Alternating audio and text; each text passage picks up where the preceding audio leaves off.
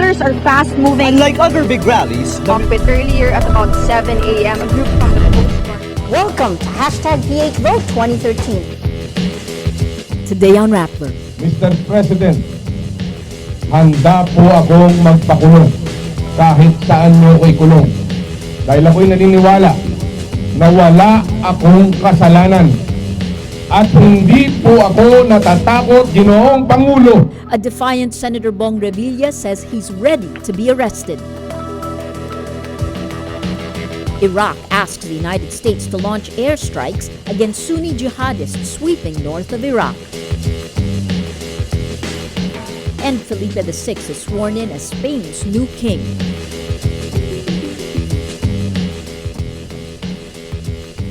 Hello, I'm Maria Ressa. Welcome to Rappler, your social news network.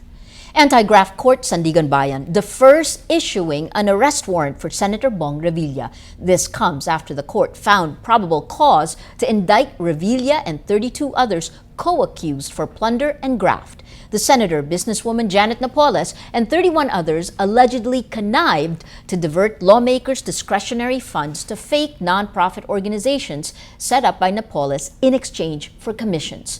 Revilla allegedly pocketed 242 million pesos, or about $5.5 million in kickbacks.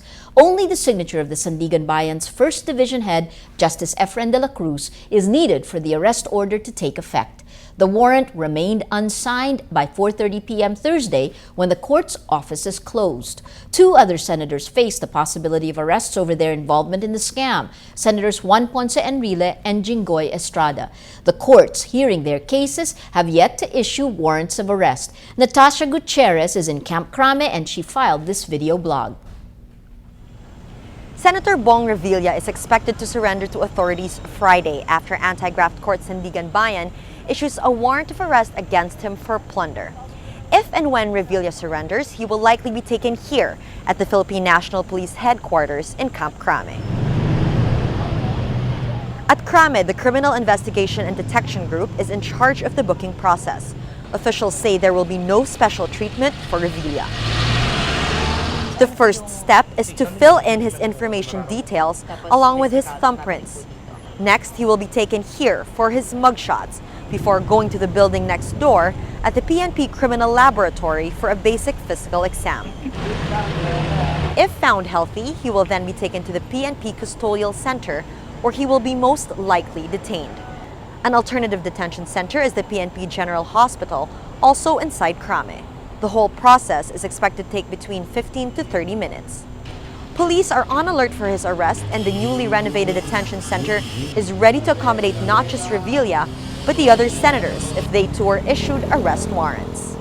The 3 senators are accused of pocketing development funds. CIDG Regional Chief Roberto Fajardo says there will be no need to handcuff them if they voluntarily surrender. Natasha Gutierrez, Rappler, Manila. Senator Bong Revilla took the fight to the streets of his stronghold in Bacoor, Cavite, making the most of his last free hours. Reiterating his innocence, he asked people not to judge him. Bigyan niyo kami ng pagkakataon na may pagtanggol ang aming sarili sa korte. Yung iba, sana huwag niyo muna po kaming husgahan. Kaya sa inyo pong lahat, tandaan ninyo, hindi po ako kailanman pwedeng mag-traitor sa inyo. Utang ko po sa inyo. Kung ano man po ang aking narating ngayon. Maging sa larangan ng public service, maging sa larangan ng pag-aartista, utang ko po sa inyo lahat yan. At hindi ko po kayang mag-traitor sa inyo. Hindi po ako umaarte. Mr. President, handa po akong magpakulong kahit saan nyo ko ikulong. Dahil ako'y naniniwala na wala akong kasalanan. At hindi po ako natatakot, Ginoong Pangulo.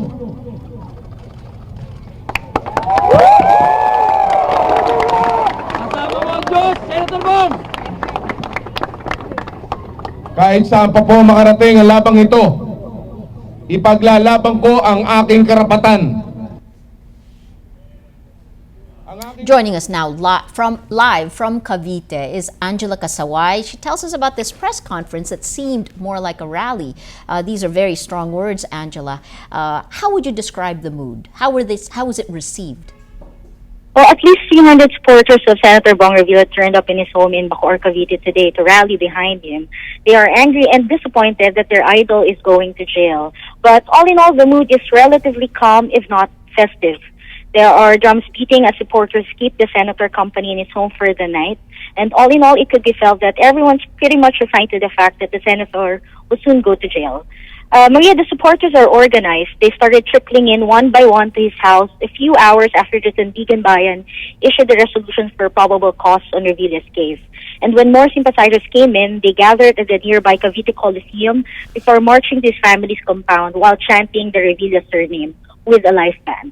Some of them came from other towns in Cavite, such as Dasmariñas, and there were also local politicians from Bacoor who were present, and they prepared the program as a show of support for the senator.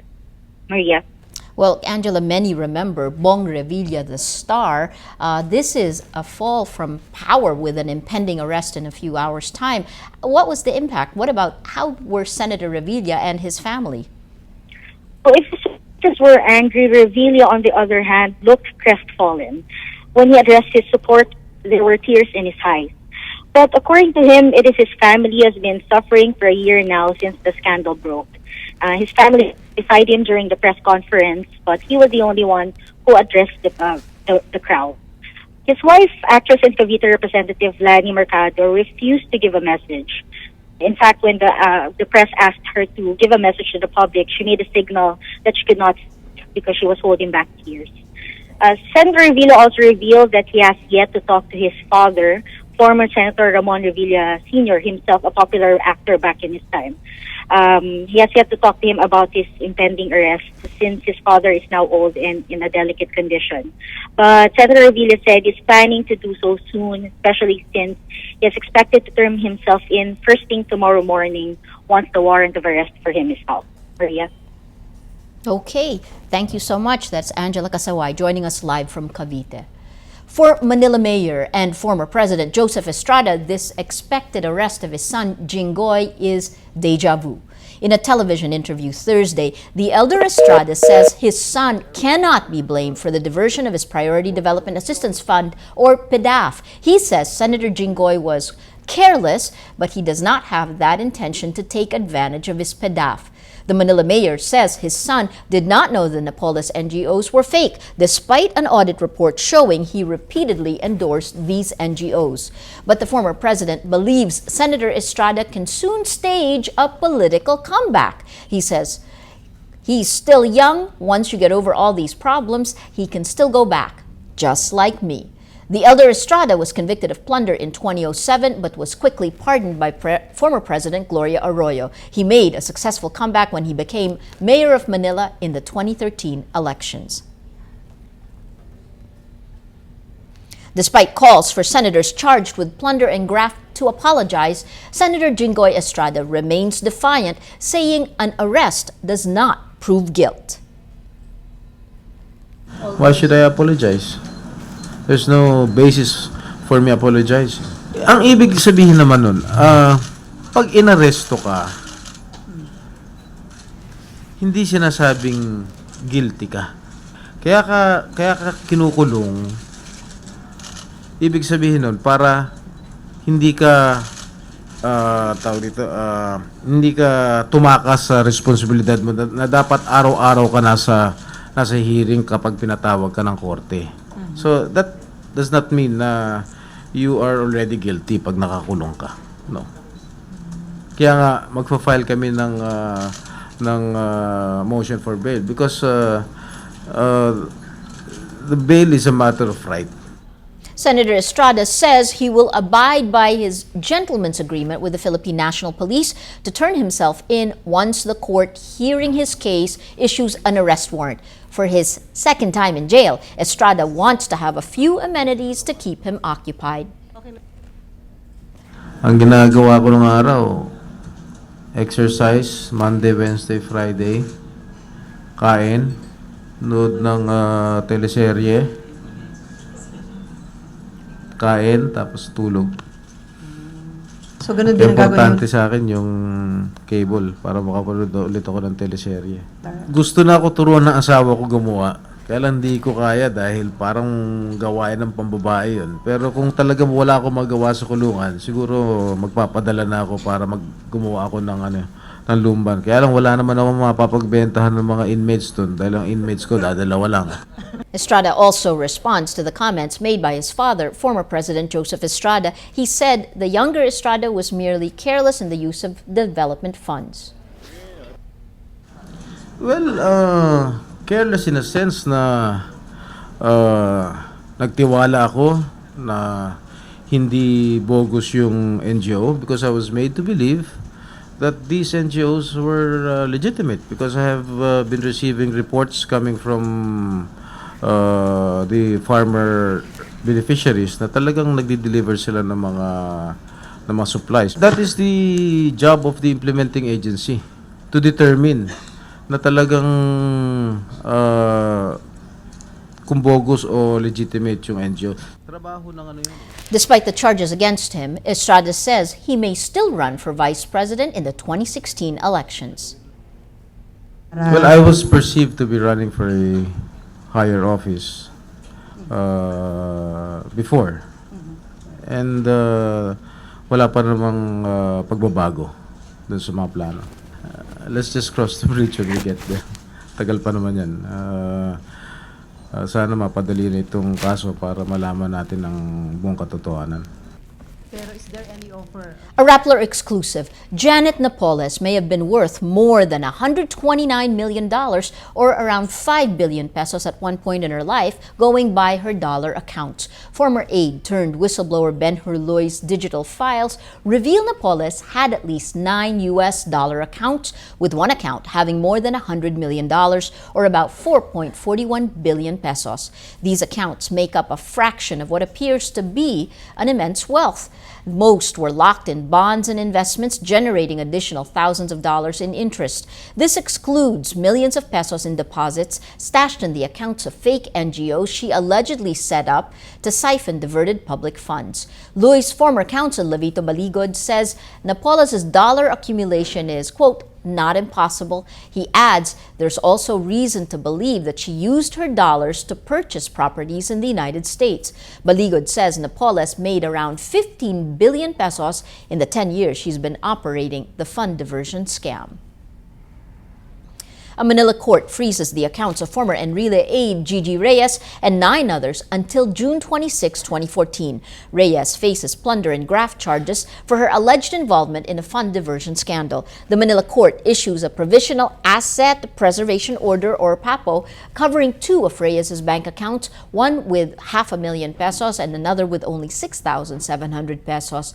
The Anti-Money Laundering Council, or AMLAC, says the bank accounts were used as conduits to launder funds or proceeds from the public fund diversion scheme. The AMLAC said significant deposits were made in the accounts days after cash rebates were released by the company owned by Napoles.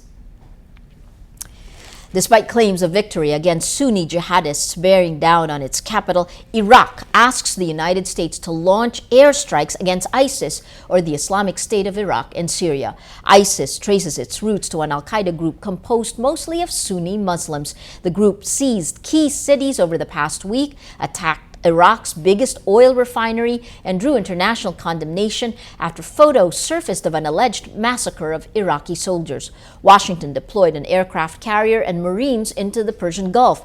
U.S. President Barack Obama ruled out American troops on the ground, although Secretary of State John Kerry said drone strikes could be used. On Thursday, the Philippines orders its nationals to leave the Middle Eastern country, citing the, quote, rapidly deteriorating security situation.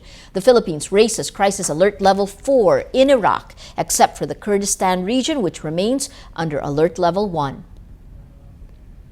King Felipe VI ascends the Spanish throne a day after his father, former King Juan Carlos, formally steps down.